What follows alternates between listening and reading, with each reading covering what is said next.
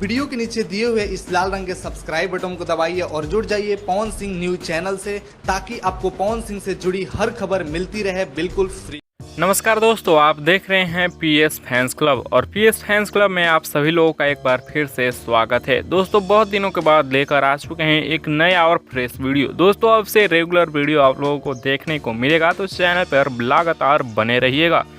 दोस्तों, इस वीडियो में हम बात करने वाले हैं पावर स्टार पवन सिंह जी की तरफ से एक और नए बड़े रिकॉर्ड के बारे में, जिसे रिकॉर्ड भी या फिर लकीर भी कह सकते हैं। दोस्तों, वीडियो को आगे देखने से पहले लाइक करिएगा और चैनल पे नए हैं तो सब्सक्राइब करके बेल वाले आइकन कॉल पे सेलेक्ट कर लीजिएगा, ताकि ऐसी और पावर स्टार पवन सिंह से जुड़ी लेटेस्ट वीडियो सबसे पहले मिलते रहे।